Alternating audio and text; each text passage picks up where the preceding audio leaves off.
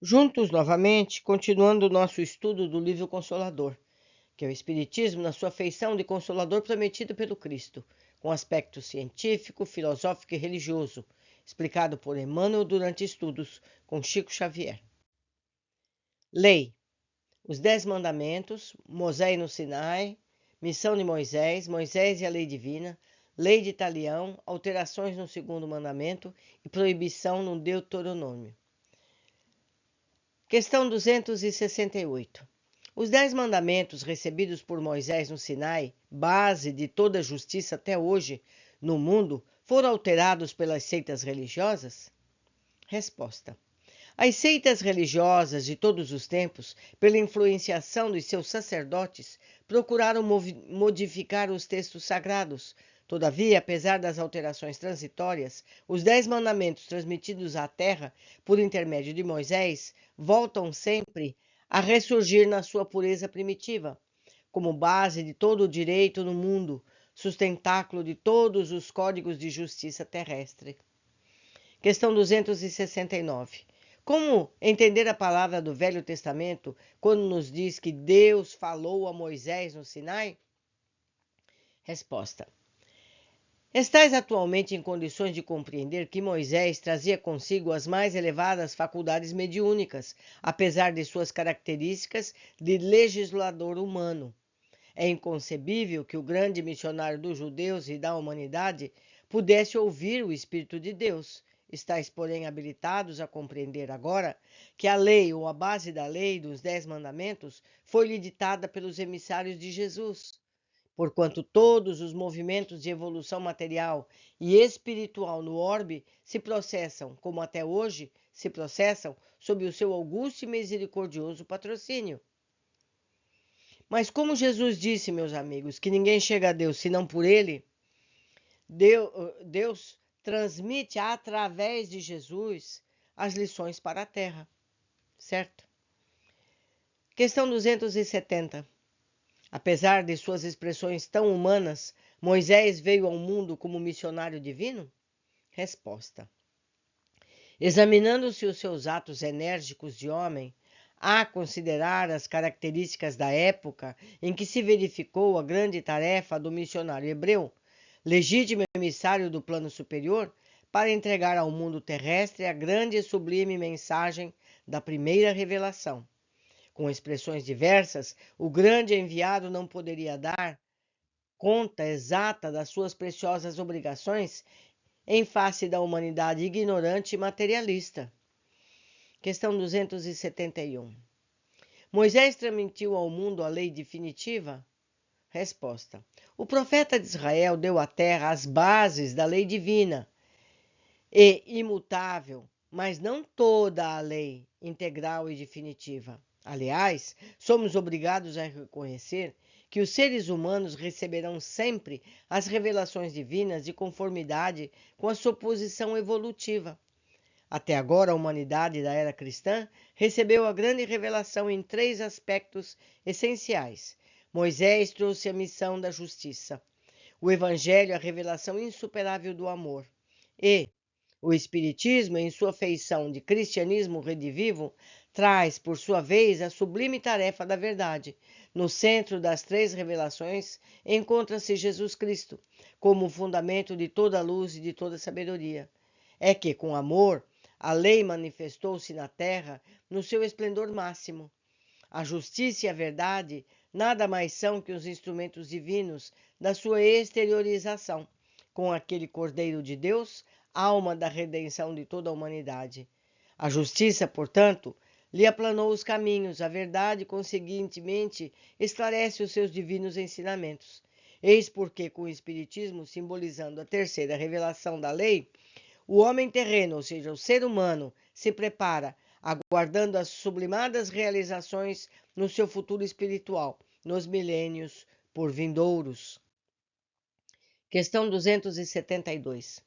Qual a significação da lei de Talião, olho por olho, dente por dente?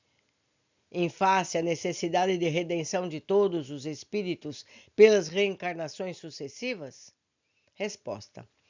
A lei de Talião prevalece para todos os espíritos que não edificarem ainda o santuário do amor nos corações e que representam a quase totalidade dos seres humanos. Presos ainda aos milênios do pretérito, não cogitaram na aceitar e aplicar o evangelho em si próprios, permanecendo encarcerados em círculos viciosos de dolorosas reencarnações expiatórias e purificadoras. Moisés proclamou a lei antiga muitos séculos antes do Senhor, como já dito.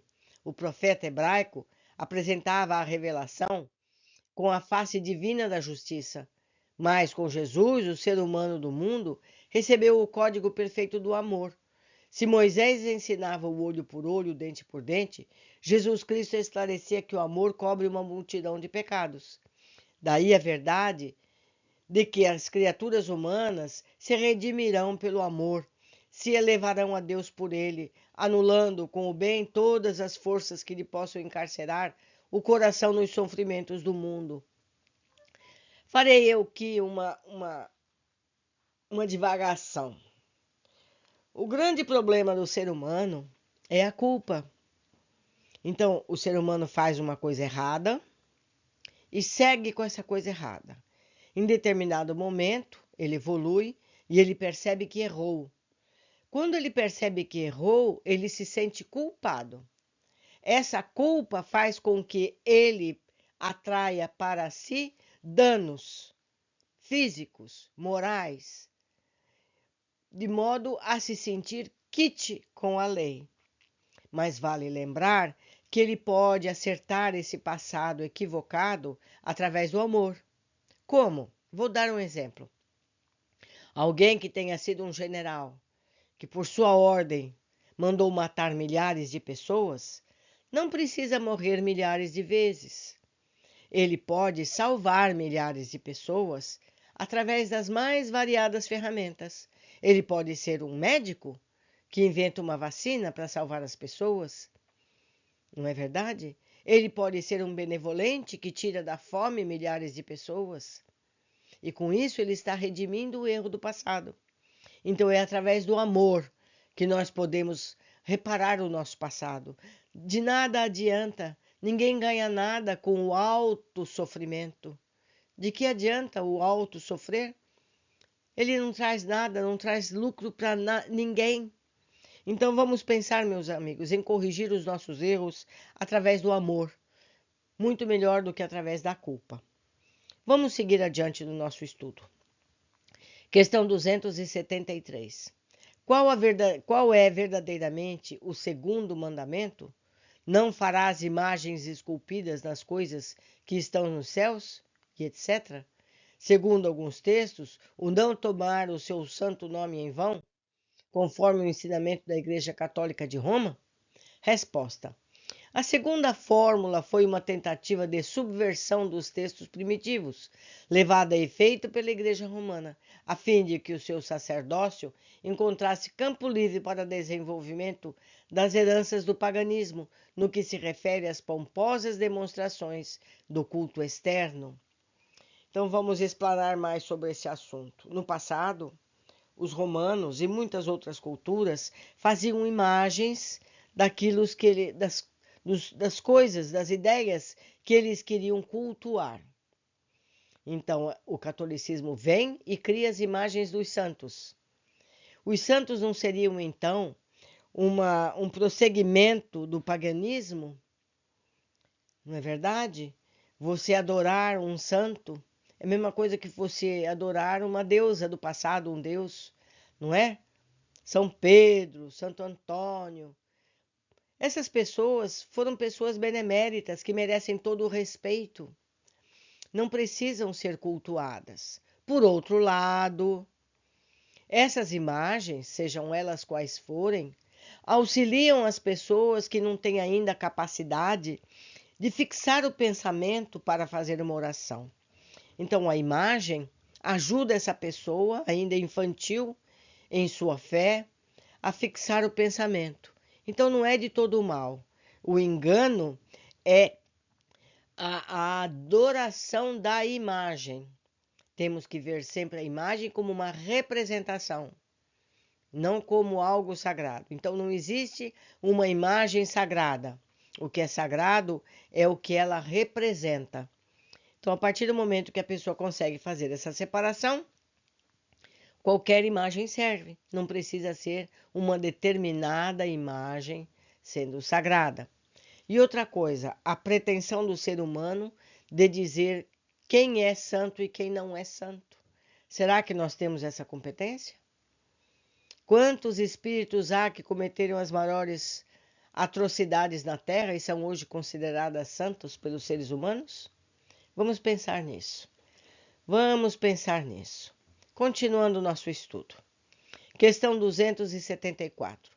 Qual a intenção de Moisés no Deuteronômio, recomendando que ninguém interrogasse os mortos para saber a verdade?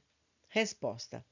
Antes de tudo, faz-se preciso considerar que a afirmativa tem sido objeto injusto de largas discussões por parte dos adversários da nova revelação que o Espiritismo trouxe aos seres humanos na sua feição de consolador. As expressões sectárias, todavia, devem se considerar que as épocas de Moisés não comportavam as indagações do invisível, porquanto o comércio dos desencarnados se faria com um material humano excessivamente grosseiro e inferior. Vejamos bem, meus amigos, ainda nos dias de hoje, há muitas pessoas que consultam médiuns para valores mundanos. Onde está o tesouro? Se fulano me traiu ou não me traiu? São interesses mundanos? Esse tipo de consulta aos espíritos é extremamente equivocada. O que dizer de séculos e séculos, milênios atrás? Por isso foi feita a proibição. Isso não justifica que os estudos sérios, os interesses realmente divinos de esclarecimento não possam ser feitos. Entendem as diferenças? Pois então, à medida que vamos amadurecendo, que vamos aprendendo a ter respeito pela espiritualidade maior, vamos entendendo que para tudo há o lugar adequado. Continuando o estudo, vamos falar dos profetas. Os temas serão os livros do Velho Testamento, a predição e a previsão dos textos sagrados, anjos, profetas numerosos, profetas de Israel, a cooperação permanente dos missionários do Cristo no mundo, a leitura da Bíblia nos círculos familiares. E vemos então na questão 275. Os 5 livros maiores da Bíblia encerram símbolos especiais para a educação religiosa do ser humano? Resposta. Todos os documentos religiosos da Bíblia se identificam entre si, no todo, desde a primeira revelação com Moisés, de modo a despertar no ser humano as verdadeiras noções do seu dever para com os semelhantes e para com Deus. Questão 276. A previsão e predição nos livros sagrados dão a entender que os profetas eram diretamente inspirados pelo Cristo? Completo eu, eram médiuns? Falavam com espíritos que eram missionários do Cristo? Resposta.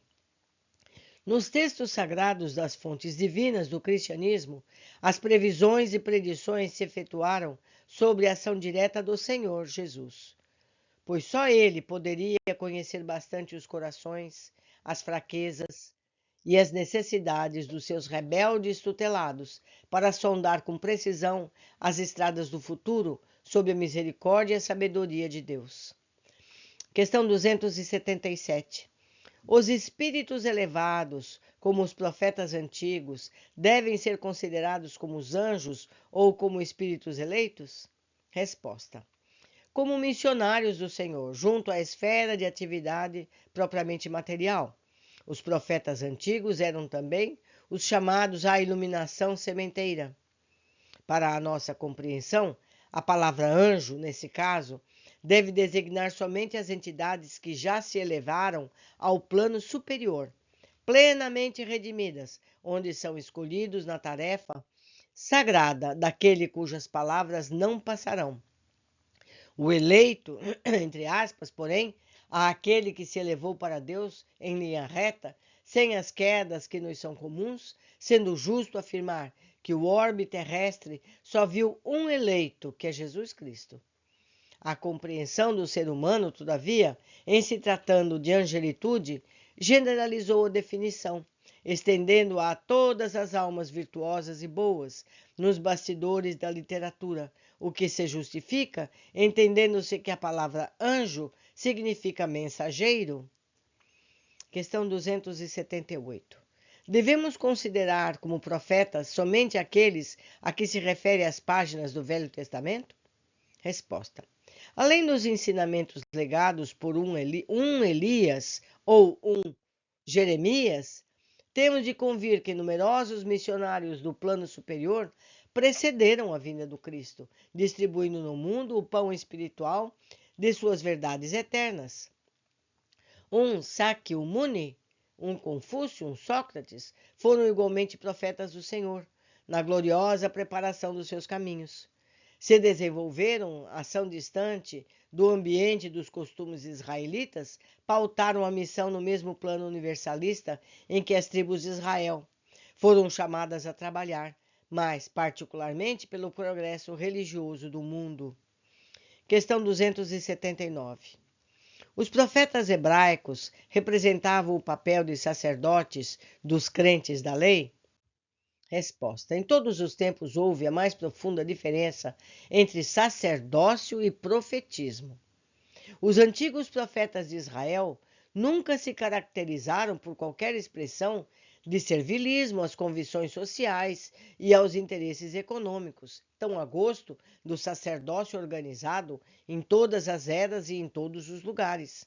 Extremamente dedicados ao esforço próprio, não viviam do altar de sua fé, mas do trabalho edificante, fosse na indumentária dos escravos oprimidos ou no insulamento do deserto, que as suas aspirações religiosas sabiam povoar a um santo dinamismo construtivo. O que ele está nos dizendo aqui?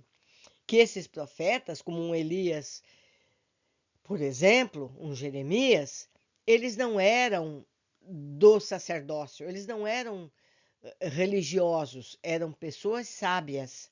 Eles não viviam da, entre aspas, igreja, não viviam do templo, eles tinham as suas profissões, eles não ganhavam dinheiro, eles não ganhavam glórias por sua profetização. Continuando. Questão 280.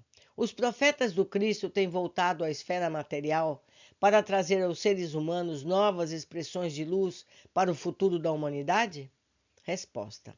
Em tempo algum, as coletividades humanas deixaram de receber a sublime cooperação dos enviados do Senhor na solução dos grandes problemas do porvir.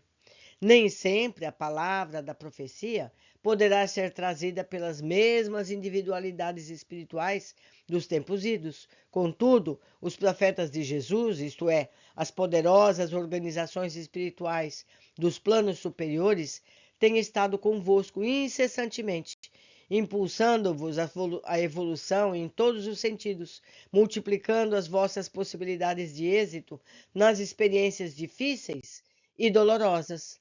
É verdade que os novos enviados não precisarão dizer o que já se encontra escrito em matéria das revelações religiosas. Todavia, agem nos setores da ciência, da filosofia, da literatura, da arte, levando-vos a pensamento abatido para as maravilhosas construções espirituais do porvir. Igualmente é certo que os missionários novos não encontram o deserto das figueiras bravas, onde os seus predecessores se nutriam apenas de gafanhotos e mel selvagem, mas ainda são obrigados a viver no deserto das cidades tumultuosas, entre corações indiferentes e incompreensíveis, cercados pela ingratidão e pela zombaria dos contemporâneos, que muitas vezes lhe impõem o pelourinho e o sacrifício. O amor de Jesus, todavia, é a seiva divina que lhes alimenta a fibra do trabalho e realização, e sob as suas bênçãos generosas, as grandes almas solitárias atravessam o mundo distribuindo a luz do Senhor pelas estradas sombrias. São muitos exemplos, as Madres Teresa, não é? As pessoas anônimas que estão curando chagas, que estão trazendo conhecimentos novos através de livros. São todos esses anjos, entre aspas, do Senhor, que trazem ensinamentos para a humanidade. Muitas vezes, quando o conhecimento é novo, a pessoa é, entre aspas, crucificada culturalmente, socialmente. Não é verdade? Aquele cientista que fala de reencarnação, aqueles que estudam EQM, muitas vezes são alijados do seu emprego. A universidade os expulsa porque trazem um conhecimento novo, não é? Vamos pensar nisso. Questão 281. A leitura do Velho Testamento e do Evangelho nos círculos familiares, como é de hábito entre muitos povos europeus, favorece a renovação dos fluidos salutares de paz na intimidade do coração e do ambiente doméstico? Resposta: essa leitura é sempre útil e, quando não produz a paz imediata em vista da heterogeneidade de condições espirituais daqueles que ouvem em conjunto, constitui sempre proveitosa sementeira evangélica extensiva às entidades do plano invisível, que a assistem, sendo lícito esperar mais tarde o seu florescimento e frutificação. O que está sendo dito aqui? Que é interessante que a gente leia esses textos em voz alta, porque há muitos espíritos recém-desencarnados ou desencarnados na ignorância que acreditam apenas nos encarnados. Então, quando um de nós lê um texto, serve de ensinamento a esses todos que podem ter oportunidade de se instruir e evoluir. Por hoje ficamos por aqui. Aguardo todos vocês na sequência de nosso estudo.